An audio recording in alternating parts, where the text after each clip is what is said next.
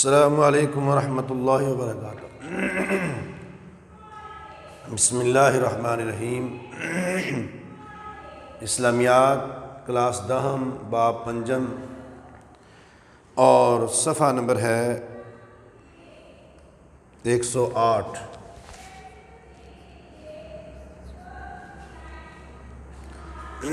اور 109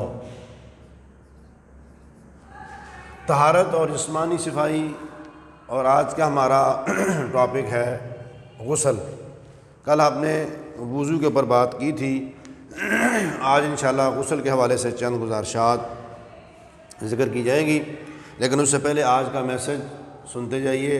غرور نہیں کرنا یعنی تکبر نہیں کرنا، اور تکبر کی ڈیفینیشن محمد رسول اللہ صلی اللہ علیہ وسلم نے خود بیان کی ہے۔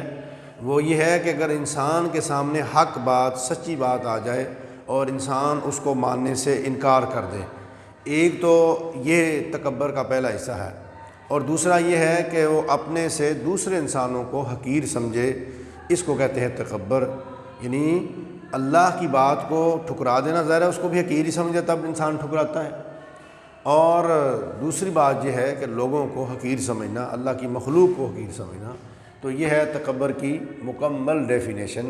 تو اس لیے آج کا میسج بچو یہ غرور نہیں کرنا، اور اس لیے کہتے ہیں غرور کا سر نیچا کبھی نہ اس کو کامیابی نہیں ملتی۔ تو آئیے اپنے سبق کی طرف ہم آتے ہیں۔ تو غسل عربی کا لفظ ہے جس کا مطلب ہے دھونا، اور عام معنوں میں اس کا معنی ہوتا ہے غسل کرنا، پاکیزگی حاصل کرنے کے لیے غسل کرنا، جب انسان پر غسل واجب ہو۔ بعض صورتوں میں انسان پر غسل واجب ہوتا ہے، اور بعض صورتوں پر انسان پر غسل مسنون ہوتا ہے، اور بعض صورتوں میں مستحب ہوتا ہے۔ تو بہرحال یہ غسل کا طریقہ آپ کے سامنے رکھا جا رہا ہے۔ تو قرآن پاک کیا فرماتا ہے؟ وَإِن كُنتُمْ جُنُبًا فَاطَّهَّرُوا، اگر تم ناپاک ہو تو نہا کر پاک صاف ہو جایا کرو۔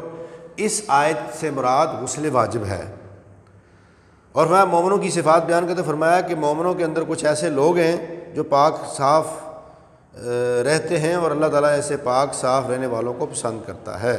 جو پاک صاف رہنے کو پسند کرتے ہیں تو اللہ بھی انہیں پسند کرتا ہے۔ تو اب غسل کے کچھ فرائض ہیں کہ کلی کرنا، حلق کے اندر حلق تک پانی لے جانا، ناک پہ پانی ڈالنا، سارے بدن پہ پانی ڈالنا۔ تو اصل میں غسل کا جو مسنون طریقہ ہے وہ یہ ہے کہ نبی کریم صلی اللہ علیہ وسلم سب سے پہلے استنجا فرماتے، جہاں جہاں لگی ہوتی اس کو لازش کو اس کو وہاں سے صاف کرتے، اور اس استنجا کرنے کے بعد پھر آپ مکمل وضو فرماتے، اور اس کے اندر سر کے مسح کے بجائے وہاں پر چلو پانی کا ڈالا جاتا ہے، اور غسل کے آخر میں پاؤں دھوئے جاتے ہیں۔ باقی سارا وضو والا عمل کرنے کے بعد اپنے سر کے اوپر پانی ڈالنا ہے، تین چلو ڈالنے ہیں یا 3 مگے ڈالنے ہیں، ان کو اس طرح ملنا ہے تاکہ بالوں کی جڑوں کے اندر اس طرح سے پانی چلا جائے۔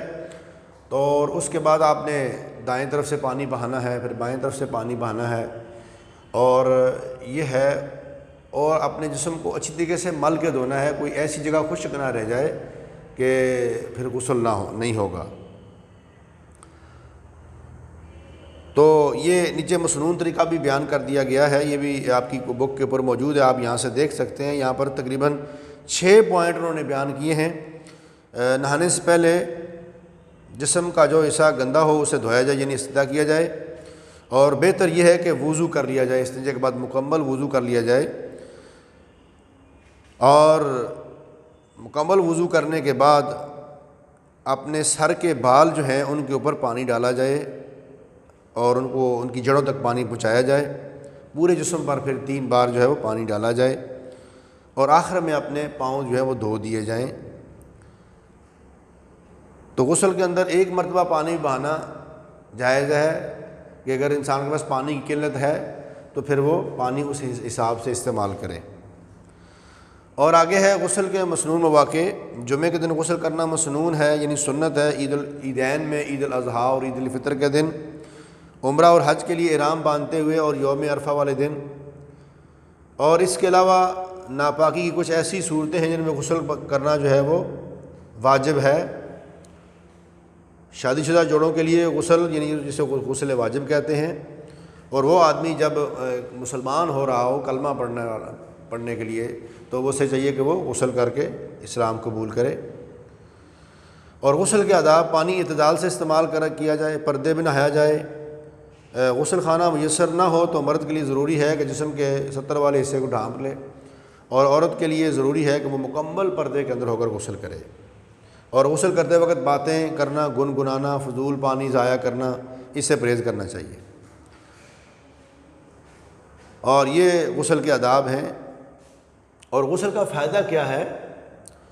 صاف ستھرا رہنے والوں انسان صحت مند اور توانا ہوتے ہیں۔ اللہ تعالیٰ صاف رہنے والوں کو پسند کرتا ہے۔ ہر نماز سے پہلے وضو کرنے سے ذہنی جسمانی سکون ملتا ہے اور تھکاوٹ دور ہوتی ہے۔ صفائی کے باعث انسان بیماریوں سے بچا رہتا ہے۔ عبادت اور کام میں لطف آتا ہے اور کام کرنے کی صلاحیت بڑھ جاتی ہے۔ انسانی شخصیت میں نکھار پیدا ہوتا ہے۔ طہارت سے ظاہری صفائی بھی حاصل ہوتی ہے اور روحانی صفائی بھی حاصل ہوتی ہے۔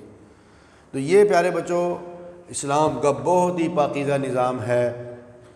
کہیں تو اللہ تعالیٰ نے وضو کے ذریعے سے انسان کی پاکیزگی کو برقرار رکھا ہے، اور کہیں اللہ تعالیٰ نے غسل کے ذریعے سے برقرار رکھا ہے، کہیں اللہ تعالیٰ نے ہاتھ دھو کر کھانے کا حکم دیا ہے، کہیں اسلام نے کھانا کھانے کے بعد ہاتھ دھونا اور کلی کرنا اس کے لیے بہت فرمایا کہ برکت ہوتی ہے، اس گھر میں رزق ختم نہیں ہوتا۔ تو یہ ہے طہارت کا باب۔ آپ اس کی مزید تفصیل اپنی بک پہ دیکھ سکتے ہیں۔ السلام علیکم ورحمۃ اللہ وبرکاتہ۔